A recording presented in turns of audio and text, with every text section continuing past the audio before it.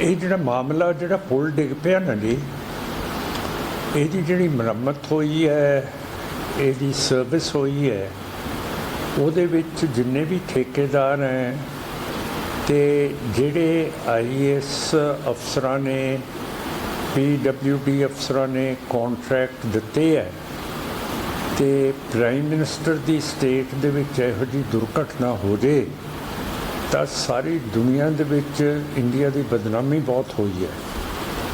ਤੇ ਜਿਹੜੇ ਬੰਦੇ ਸਰੀਰ ਛੱਡ ਗਏ ਹੈ ਉਹਨਾਂ ਦਾ ਸਾਨੂੰ ਬਹੁਤ ਦੁੱਖ ਹੈ ਤੇ ਅਸੀਂ ਅਪੀਲ ਕੀਤਾ ਹੈ ਕਿ ਜਿੰਨੇ ਵੀ ਸਿੱਖ ਸੰਗਤ ਗੁਜਰਾਤ ਦੀ ਹੈ, ਇਹਨਾਂ ਦੇ ਘਰਾਂ ਦੇ ਵਿੱਚ ਆਟਾ, ਦਾਲ ਤੇ ਚੌਲ ਪਹੁੰਚਾਉਣ ਜੇ ਇਹਨਾਂ ਦੇ ਕੋਲੇ ਕੋਈ ਕਮੀ ਹੈਗੀ ਹੈ। ਤੇ ਜਿਹੜੇ ਉੱਥੇ ਆਪਣਾ ਸਰੀਰ ਛੱਡ ਗਏ ਹੈ ਉਹਨਾਂ ਨੂੰ 1-1 ਕਰੋੜ ਰੁਪਈਆ ਮੁਆਵਜ਼ਾ ਦਿੱਤਾ ਜਾਵੇ ਗੁਜਰਾਤ ਸਰਕਾਰ ਵੱਲੋਂ। ਦੂਸਰੀ ਚੀਜ਼ ਹੈ ਕਿ ਪ੍ਰਾਈਮ ਮਿਨਿਸਟਰ ਦੇ ਹਲਕੇ ਦੇ ਵਿੱਚ ਇਹੋ ਜਿਹੀ ਦੁਰਘਟਨਾ ਹੋ ਜਾਣੀ, ਇਹਦਾ ਮਤਲਬ ਹੈ ਕਿ ਜਿਹੜੀ ਪਕੜ ਸਰਕਾਰ ਦੀ ਅਫਸਰਸ਼ਾਹੀ ਦੇ ਉੱਤੇ ਹੋਣੀ ਚਾਹੀਦੀ ਹੈ ਉਹ ਬੜੀ ਕਮਜ਼ੋਰ ਹੋ ਗਈ ਹੈ। ਇਸੇ ਕਰਕੇ ਲੱਦਾਖ ਦੇ ਵਿੱਚ ਚੀਨੀ 2020 ਦੇ ਵਿੱਚ ਘੁਸ ਆਏ ਹੈ ਤੇ ਉੱਥੇ ਮਿਲਟਰੀ ਨੇ ਕੋਈ ਤਿਆਰੀ ਨਹੀਂ ਸੀ ਕੀਤੀ ਹੋਈ। ਤੇ ਦੂਜੇ ਪਾਸੇ ਤਿੱਬਤ ਦੇ ਵਿੱਚ ਚੀਨ ਨੇ ਸੜਕਾਂ ਬਹੁਤ ਜ਼ਿਆਦਾ ਬਣਾਤੀਆਂ ਹੈ, ਬਿਲਕੁਲ ਸਾਡੇ ਲੱਦਾਖ ਦੇ ਬਾਰਡਰ ਤੱਕ। ਤੇ ਇੱਧਰਲੇ ਪਾਸਿਓਂ ਅਜੇ ਤੱਕ ਕੋਈ ਸੜਕ, ਕੋਈ ਤਿਆਰੀ ਨਹੀਂ ਹੋਈ।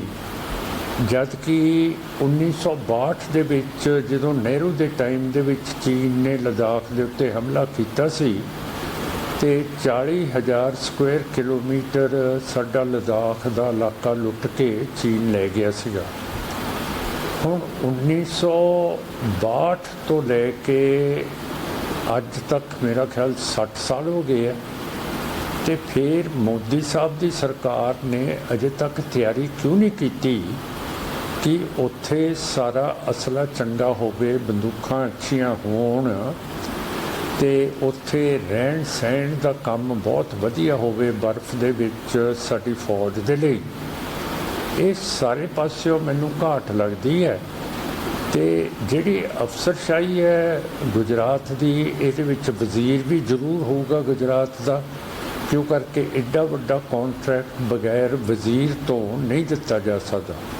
ਤੇ ਜਿੰਨੇ ਵੀ ਕੌਂਟਰੈਕਟਰ ਤੇ ਠੇਕੇਦਾਰ ਹੈ ਉਹਨਾਂ ਦੇ ਉੱਤੇ ਕਤਲ ਦਾ ਕੇਸ ਦਰਜ ਹੋਣਾ ਚਾਹੀਦਾ 302 IPC ਦੇ ਤਹਿਤ, ਕਿਉਂ ਕਰਕੇ ਇਹੋ ਜਿਹੀ ਬਦਨਾਮੀ ਹੋਣੀ ਸਾਨੂੰ ਠੀਕ ਨਹੀਂ ਲੱਗਦੀ। ਦੂਸਰੇ ਪਾਸੇ ਜਿਹੜੀਆਂ ਹਰਿਆਣੇ ਦੇ ਵਿੱਚ ਸਿਰਪ ਬਣੇ ਹੈ, ਦਵਾਈਆਂ ਬਣੀਆਂ ਜਿਹਦੇ ਨਾਲ ਅਫਰੀਕਾ ਦੇ ਗਰੀਬ ਮੁਲਕਾਂ ਦੇ ਵਿੱਚ ਬੱਚੇ ਮਰ ਗਏ ਹੈ, ਇਹ ਦਵਾਈਆਂ ਪੀ ਕੇ ਇਹਨਾਂ ਸਾਰੀਆਂ ਫਾਰਮਾਸਿਊਟੀਕਲ ਕੰਪਨੀਜ਼ ਦੇ ਉੱਤੇ, ਅਫਸਰਸ਼ਾਹੀ ਦੇ ਉੱਤੇ 302 IPC ਦਾ ਕਤਲ ਦਾ ਕੇਸ ਦਰਜ ਇੱਕਦਮ ਹੋਣੇ ਚਾਹੀਦੇ ਹੈ। ਨਹੀਂ ਤਾਂ ਇਹ ਚੀਜ਼ ਜਿਹੜੀ ਹੈਗੀ ਹੈ ਘੁੱਸ ਤੇ ਰਿਸ਼ਵਤਖੋਰੀ ਇੰਨੀ ਵੱਧਦੀ ਜਾਂਦੀ ਹੈ, ਇਹਨਾਂ ਨੇ ਇਹਦੇ ਬਗੈਰ ਠੀਕ ਨਹੀਂ ਹੋਣਾ। ਇਹ ਸਾਡੀ ਸਲਾਹ ਹੈ ਕਿ ਸਾਰੇ ਜਿਹੜੇ ਸਿੱਖ ਹੈਗੇ ਹੈ ਗੁਜਰਾਤ ਦੇ, ਉਹ ਜਿਵੇਂ ਕੋਵਿਡ ਦੇ ਵਿੱਚ ਸਾਰੀ ਦੁਨੀਆ ਸਿੱਖਾਂ ਨੇ ਸੇਵਾ ਕੀਤੀ ਹੈ, ਇਸੇ ਤਰ੍ਹਾਂ ਇਹਨਾਂ ਦੇ ਘਰਾਂ ਦੇ ਵਿੱਚ ਚੌਲ, ਆਟਾ ਤੇ ਦਾਲਾਂ ਪਹੁੰਚਾਉਣ ਜਿਹੜੇ ਜਿਹੜੇ ਗਰੀਬ ਸੁਰਗਵਾਸ ਹੋਏ ਹੈ। ਤਾਂ ਸਾਡੀ ਇਹ ਬੇਨਤੀ ਹੈਗੀ ਹੈ। ਤੇ ਦੂਸਰੀ ਗੱਲ ਹੈ, ਗੁਜਰਾਤ ਇੱਕ ਬਾਰਡਰ ਦਾ ਇਲਾਕਾ ਹੈਗਾ ਤੇ ਉਸ ਨੂੰ ਸਮੁੰਦਰ ਵੀ ਲੱਗਦਾ ਹੈ, ਉਹਦੇ ਉੱਤੇ ਹਵਾਈ ਜਹਾਜ਼ ਤੋਂ ਵੀ ਅਟੈਕ ਹੋ ਸਕਦਾ ਹੈ, ਉਹਦੇ ਤੇ ਪਾਕਿਸਤਾਨ ਤੋਂ ਵੀ ਅਟੈਕ ਹੋ ਰਿਹਾ ਹੈ। ਜਿਹੜਾ ਮੋਦੀ ਸਾਹਿਬ ਸਾਰਾ ਕੁਝ ਗੁਜਰਾਤ ਦੇ ਵਿੱਚ ਬਣਾਈ ਜਾਂਦੇ ਆ। ਹੁਣ ਜਿਹੜੀ ਫਰਾਂਸ ਤੇ ਯੂਰਪ ਦੀ ਕੰਪਨੀ ਹੈ ਇਹ 에ਅਰਬਸ, ਉਹਦੀ ਕੰਪਨੀ ਦੇ ਵੀ ਹਵਾਈ ਜਹਾਜ਼ ਸਾਡੀ ਫੌਜ ਦੇ ਲਈ ਬਣਵਾ ਰਹੇ ਹੈ, ਉਹ ਵੀ ਗੁਜਰਾਤ ਦੇ ਵਿੱਚ ਬਣਵਾ ਰਹੇ ਹੈ। ਜਦੋਂ ਇਹ ਬਾਰਡਰ ਸਟੇਟ ਹੈ ਤੇ ਬਾਰਡਰ ਸਟੇਟ ਦੇ ਵਿੱਚ ਤਾਂ ਇਹੋ ਜਿਹੀ ਚੀਜ਼ਾਂ ਨਹੀਂ ਬਣਨੀਆਂ ਚਾਹੀਦੀਆਂ। ਅਸਲੇ ਦਾ ਸਮਾਨ ਹਵਾਈ ਜਹਾਜ਼ ਬਣਾ ਰਹੇ ਹੈ अगली गल है जिहड़ा 15 अगस्त है वो इंडिया के लिए बहुत महत्ता रखता है कि इन्हां नूं उदण आज़ादी मिली सीगी ते 15 अगस्त नूं गुजरात की सरकार ने जिहड़ी बीबी बाणो एक मुसलमान बीबी है उहदे उत्ते जबर जनाह कीता सी ते उहदे जिहड़े दुश्मन सीगे 12 ਜਾਂ 14 ते ਉਹਨਾਂ ने भी बीबी बाणो के रिश्तेदारों ਨੂੰ कतल करता सी ਉਹਨਾਂ ਨੂੰ 15 अगस्त ਦੇ ਵਿੱਚ ਛੱਡਤਾ ਤੇ फिर ਹੁਣ ਜਿਹੜਾ राम रहीम साध है सरसे ਦਾ उसने भी जबर जनाह ते बलात्कार किए हुए है उसनों भी बीजेपी की सरकार ने पेरोल के उत्ते छड्ड दिता हैगा। ਇਹਦਾ मतलब है कि जिहड़ी बीजेपी ते RSS है ये बीबियां दी इज्जत इस वेले नहीं कर सकती और इस नूं अपने चरित्र नूं ठीक करना पऊगा RSS नूं कि यह जिहड़े भी बलात्कारी लोग हैगे है जिहड़े रेप करते हैं जबर जनाह करते हैं बीबियां दे नाल उन्हां नूं पेरोल ते छड्ड दिंदे हो उन्हां नूं उन्हां दी सज़ा उम्र कैद माफ़ करके गुजरात के विचों छड्ड जांदे हो तो मैं समझता है कि ये थोड़ी जी जास्ती है जिहड़ा प्राइम मिनिस्टर साहब ये वल तवज्जो देण अपनी। सर राम रहीम की आपने बात करी लेकिन बीजेपी के नेता बोल रहे हैं कानूनी रूप से उसको जो है पैरोल मिली है। चलो बीजेपी की जो मर्जी है पर वो आप देख लें कि उनकी बेटी के साथ उनकी बहू के साथ अगर ऐसा गंदा काम होता है तो मुलजिम को वो पेरोल के ऊपर छोड़ देंगे क्या। दुनिया तो ये सोच रही है कि बीबी बानो के भी बलात्कारियों को छोड़ दिया गया है और जिस राम रहीम ने जबर जनाह किया है उसको भी पेरोल पर छोड़ दिया है। ये बीजेपी की पॉलिसी हो सकती है कि जो भी जबर जनाह करते हैं उनको छोड़ा जा सकता है पर ये सारी इंडिया की समाज की ये समझ नहीं है कि ये गंदा काम है औरत की बेअदबी करनी तो इनको ऐसे पेरोल के ऊपर छोड़ देना तो बहुत बढ़ावा मिलता है बीबियों की बेअदबी करने के लिए। सर बंदी सिखों की रिहाई की मांग भी लगातार तेज हो रही है, कैसे देखते हैं? हाँ, बंदी सिख जो हैं जैसे राजवाड़ा साहब हैं और 25-25 साल से हमारे बंदी सिंह जेलों में हैं तो सुप्रीम कोर्ट के पास केस गया हुआ है कि इनको छोड़ा जाए पर जेड़ी सरकार है सेंटर दी मोदी साहब उन्होंने सुप्रीम कोर्ट नूं कहा है कि असी इन्हां नूं अजे नहीं छड्ड सकते क्यों करके राजोआणा साहब ते जिहड़े सिख बंदी हैगे है ये बॉर्डर स्टेट दे हैगे है पंजाब दे पर दूजे पासे बीबी बाणो दे बलात्कारियां नूं ते कातलां नूं गुजरात दे विचों छड्ड दिता गया है। पूरी उन्हां दी सज़ा खत्म करती है उन्हां नूं उम्र कैद हुई सीगी ते गुजरात भी तो बॉर्डर स्टेट है फिर कानून ते दलील तो एक होनी चाहिए है जे बलात्कारी बंदे गुजरात बॉर्डर छड्डे विच छड्डे गए है पर यह तो बलात्कारी सिख नहीं है ये तो सियासी कैदी है तो इन्हों हुण छड्ड देना चाहिए। तो सरकार ने सिखां दे उत्ते शक करके सुरक्षा पंजाब की बहुत वधा दी है तो बॉर्डर तो BSF नूं कढ के ਉਹਦੀ ड्यूटी पंजाब के अंदर 60 किलोमीटर अंदर लाती है जिसकी वजह के नाल कि बहुत भारी माल पाकिस्तान अफगानिस्तान तो फीम स्मैक हेरोइन आ रही है तो असला आ रहा है तो मैं समझदा कि सानू पता है कि जिहड़े नशे आउंदे है वो तो लोग चले लै लेंदे है हिमाचल भी चले जाते हैं राजस्थान हरियाणे भी चले जाते हैं पंजाब भी खपत हो जाते हैं पर जिहड़ा असला आ रहा है वो कित्थे जा रहा है असला बहुत आ रहा है तो जे BSF की नफरी बॉर्डर तो घटाती है तो जिहड़ा असला आ रहा है ਉਹਦੇ ਚੋਂ बड़ी थोड़ी मात्रा फड़ी जा रही है बाकी कित्थे जमा हो रहा है ਇਹ ਤਾਂ ਸੈਂਟਰ ਦੀ ਹੋਮ ਮਿਨਿਸਟਰੀ ਨੂੰ ਦੱਸਣਾ ਪੈਣਾ ਹੈ, ਸ਼ਾਹ ਜੀ ਨੂੰ, ਕਿ ਇਹ ਕਿੱਥੇ ਜਮ੍ਹਾਂ ਹੋ ਰਿਹਾ, ਐਡਾ ਵੱਡਾ ਸ਼ਸਤਰ ਆ ਰਹੇ ਆ ਉੱਥੋਂ। सर पराली सबसे बड़ा मुद्दा है। पराली लगातार केस आ रहे हैं, 2-2000 केस जो है पंजाब में दिलाए जा रहे हैं किसानों द्वारा। क्या लगता है कि उससे दिल्ली की आबोहवा भी खराब हो रही है? क्या लगता है कि सरकार को इस पर संज्ञान लेना चाहिए? इसको सुप्रीम कोर्ट को भी ध्यान देना चाहिए और सेंटर को भी देना चाहिए, क्यों करके बेइज्जती बहुत हो रही है इंटरनेशनल पद्धर के ऊपर कि दिल्ली में जो धुआं है वो तो जितने भी अंग्रेज़ आए हुए हैं बाहरले देशों से एम्बेसियों में और सुप्रीम कोर्ट हाई कोर्ट के जज, वो तो बहुत तंग आए हुए हैं। तो सेंटर सरकार को कोई स्कीम बनानी चाहिए कि ये जो पराली है इसको कैसे अलग करके इसको इस्तेमाल किया जाए, इसका गत्ता बने, इसकी लकड़ी बने, इसके लिए फैक्ट्री पैदा करें जिसके साथ ये सारा जो पराली है ये खपत हो जाए। और दूसरा, लद्दाख में आजकल भी ये सारी पराली इकट्ठी करके क्यों करके बर्फीले जगह में जो स्थान है हमारे पहाड़ में, उधर जो पशु हैं उनके खाने के लिए कुछ नहीं होता, तो ये सारी पराली ऊपर लद्दाख के इलाके में भेजनी चाहिए जहाँ 3-4 महीने बर्फ़ रहती है एक साल में।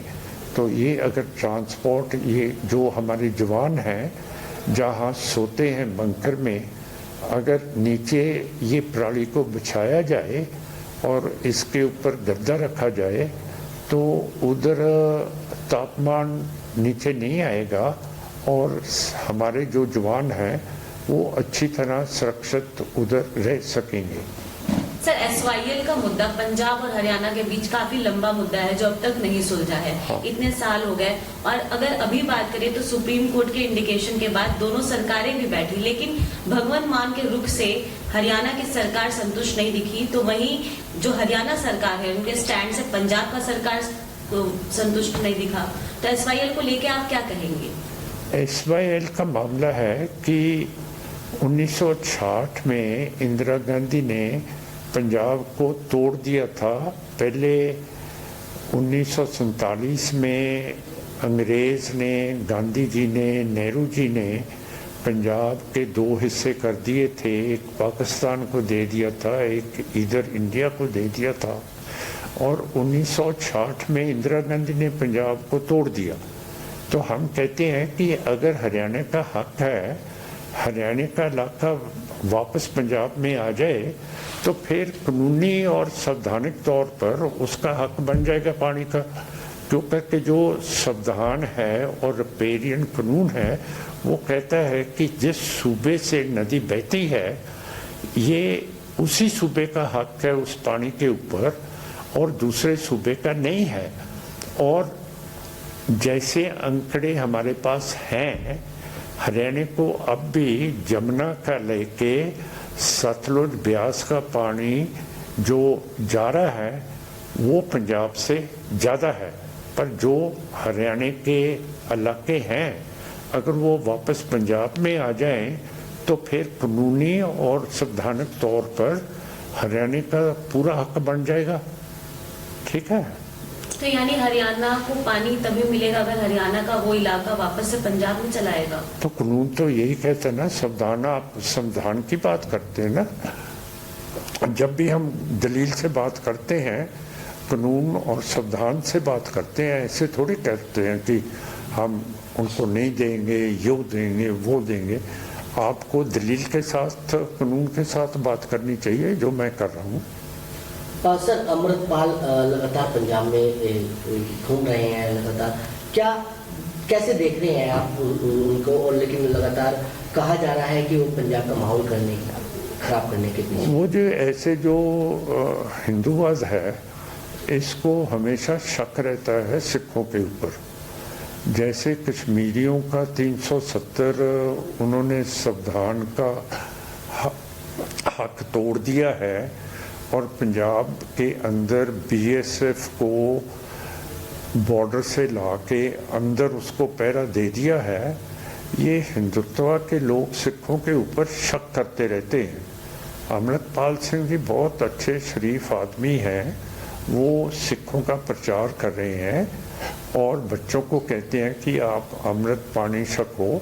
जिसके साथ जो अमृत पानी छक लेता है वो फिर नशे नहीं खाता, बुरी बात नहीं करता, सच्चाई में आ जाता है। तो माहौल कैसे पंजाब का ख़राब हो सकता है? कि इसका मतलब है कि सिख तो सदा शक में रहेंगे अगर ऐसी बात आप करते हो कि अब सरदार अमृतपाल सिंह का शक पड़ गया, अब सिमरनजीत सिंह मान का शक पड़ गया, अब फलाने का शक पड़ गया। जो हिंदुस्तान को दबा रहे हैं, मुसलमानों को, सिखों को, ईसाइयों को, बीजेपी और आरएसएस, उसके ऊपर शक नहीं पड़ रहा। जो ईसाइयों के गिरजाघर हैं उनको गिरा देते हैं, जो ईसाइयों की नन्स हैं, जो उनकी सेवादारनी हैं, उनके ऊपर जबर जनाह कर देते हैं। एक पादरी साहब ऑस्ट्रेलिया से, स्टेन साहब आए थे, उसके आरएसएस ने, उसके आदमी ने उड़ीसा में उसके 2 बच्चे और खुद रात को जला दिए थे मोटर में। तो मेरा मतलब है कि अमृतपाल सिंह जी से माहौल ख़राब होता है कि आरएसएस बीजेपी के साथ हल हो रहा है। बीजेपी आरएसएस अपनी देश की रक्षा क्यों नहीं कर सकती? 1947 में अंग्रेज़ों ने पूरा कश्मीर दिया था, पूरा लद्दाख दिया था, पर जब से हिंदुत्व का राज आया है तो कश्मीर के भी 2 हिस्से कर दिए। एक हिस्सा दे दिया चीन को, एक हिस्सा दे दिया पाकिस्तान को। लद्दाख पूरा दिया था 1947 में। 1962 में 40,000 किलोमीटर चीन को दे दिया। अब 2020 में 1500 किलोमीटर दे दिया। तो मेरा मतलब आप सिखों के ऊपर क्यों बरसते हो? आप अपने ऊपर भी तो बरसो कि आपको पूरा हिंदुस्तान दिया है 1947 में, तो आतंकवादी तो तुम लोग हो जो सब हमारी सीमा को लटा दे रहे। ऐसी बात क्यों करते हो अमृतपाल सिंह की? आप बीजेपी, आरएसएस, कांग्रेस से पूछिए। और 1984 में इंदिरा गांधी ने इतना जबर किया सिखों के ऊपर अपनी फ़ौज से, और बरतानिया की फ़ौज और रूस सोवियत फ़ौज बुला के दरबार साहब के ऊपर फौजी हमले कर दिए, नस्लकुशी कर दी सिख लोगों की। और उसके साथ बीजेपी भी थी। अडवाणी साहब ने कहा था ये 6 महीने पहले इंदिरा गांधी को कर देना चाहिए था। और वाजपेयी साहब कहते ये तो हमारी दुर्गा माता है इंदिरा जी। तो बताइए कौन जास्ती कौन कर रहा है इस देश में? सिख कर रहे हैं, जो भी छत्तीसगढ़ के आदिवासी लोग हैं, बिहार के हैं, महाराष्ट्र के हैं, उड़ीसा के हैं, झारखंड के हैं, उनको नक्सलाइट बोल के, मार्क्सवादी, माओवादी बोल के मार देते हैं। कल हमने अखबार में पढ़ा है कि 2 फिर माओवादी छत्तीसगढ़ में मार दिए हैं। हमारे जो अब प्रेसिडेंट ऑफ इंडिया है वो महिला है और वो आदिवासी हैं। उनके होते आदिवासियों को ऐसे कत्ल कर देना झूठे मुकाबले में, उसकी कोई इंक्वायरी तो तफ्तीश सेशन जज से होनी चाहिए कि ये सही इनको मारा गया है कि वैसे ही एक आदिवासी को नाम दे दिया ये नक्सलाइट है, माओवादी है, और उसको उठा मार दिया। ये बात कैसे? ऐसे कश्मीर में हो रहा है भाई, कश्मीरियों को मारा जा रहा है फौज, उधर भी बिल्कुल जंगल का कानून है। अब यूएन की मीटिंग हुई थी इधर, 4-5 रोज हुए हैं सिक्योरिटी काउंसिल की, और उधर बोला गया था कि दहशतगर्दी से हमको बहुत डर है। और जो दहशतगर्दी है ये इतनी सख्त है, पर जो गवर्नमेंट की दहशतगर्दी की मैं अभी बात कर रहा हूँ ये क्या ख़त्म हो गई है? तो फिर कहते हैं कि इंडिया को यूएन सिक्योरिटी का मेंबर बनाना चाहिए। यूएन सिक्योरिटी काउंसिल को नेहरू जी की सरकार ने 1 जनवरी 1948 को यूएन सिक्योरिटी काउंसिल में लेके गए थे केस कि इधर रायशुमारी प्लेबिसाइट कश्मीर में होनी चाहिए। अगर नेहरू जी ने करवाई है तो फिर अगर इंडिया ने सिक्योरिटी काउंसिल का मेंबर बनना है तो पहले जो मता इंडिया यूएन के पास लेके गया है उधर रायशुमारी तो कराएं, तो तभी इंडिया सिक्योरिटी काउंसिल का मेंबर बन सकता है अगर सिक्योरिटी काउंसिल का मता मानेगा। हाँ सर, 1984 की आपने बात करी, 38 साल हो गए, अभी तक इंसाफ जो है नहीं मिल पाया है। सिखों को नहीं मिलेगा। जो 2000 में मोदी साहब ने कत्लेआम कर दिया था मुसलमानों का गुजरात में, मैं पूछता हूँ कि जो सेना है, जो हमारी फौज है, जब कम गिनती के ऊपर सरकार अटैक कराती है, आक्रमण कराती है, तो फौज बाहर क्यों नहीं निकल के देश के लोगों को बचाती क्यों नहीं है? क्या ये देश के लोगों को भी अपने कंटोनमेंट में रह के बैरक में मरवाती है? तो अगर बाहर के देश से कोई आक्रमण और हमला हो जाए तब भी ये बाहर के मुल्क की फौज को अंदर घुसा देते हैं। तो ये फौज का फायदा क्या है? ना तो अंदर का माल साम सकती है, इसकी अगर सुरक्षा है ये आप और मेरे लिए है, तो ना तो अंदर की सुरक्षा कर सकती है ये, ना बाहर की बाउंड्री को संभाल सकती है। तो ऐसी फौज से क्या लेंगे हम, बताइए? ना इनके पास सामान है। 70% असला फौज का पुराना हो गया है और नया इनके पास है ही नहीं। तो मेरा मतलब है कि चीन ने सब सड़कें खीर तक, लद्दाख तक बना दी है तिब्बत में, और इधर सड़कें ही नहीं बनी है लद्दाख में। तो ऐसे नालायक देश को आप उसके पीछे पड़े हो कि ये हमारी भारत माता है, तो भारत माता को कहो कि उठो जरा और कोई काम करो, कोई सुरक्षा करो, गरीब लोगों को संभालो, उनको रोटी नहीं मिल रही है, पुल गिर रहे हैं, दवाइयाँ बन रही हैं जो अफ्रीका के गरीब मुल्कों में जाके लोगों को मार देती हैं। सर मेरा आखिरी सवाल ये है, पंजाब सरकार को आप कैसे देख रहे हैं लगातार? किसको? पंजाब सरकार को किस तरीके से काम उनका देख रहे हैं? पंजाब सरकार को क्या देखेंगे? वो तो कहते हैं कि जो कोई एसपी को बेगुना आदमी को मार देता है, जो एक बेगुना हौलदार अमृतधारी को मार देता है बेगुना को, और जो नेशनल असेंबली दिल्ली में बम फेंक देता है, वो तो नेशनल हीरो है। और उसके नाम पर मोदी जी ने भी चंडीगढ़ का हवाई अड्डा का नाम रख दिया। तो सरदार उधम सिंह, जिसने 20 साल बाद बदला लिया था वलैत जाके, और माइकल ओडायर जिसने ऑर्डर दिया था जलियांवाला को बाग का, उसको ख़त्म किया, वो बेचारे सर उधम सिंह का तो नाम ही नहीं कहीं आता। फ़र्ज़ कर लो कल कोई हम भी मेंबर हैं पार्लियामेंट में, हम बैठे हुए हैं, तो ऊपर से बम फेंक दे तो बाहर के मुल्क तो कहेंगे तो आप तो दहशतगर्दियों के नाम के ऊपर चंडीगढ़ के हवाई अड्डे का नाम रख दिया। तो फिर ये तो होगा ही। इतनी समझ नहीं है मोदी साहब को, बीजेपी को इतनी समझ नहीं है क्या कर रहे हैं।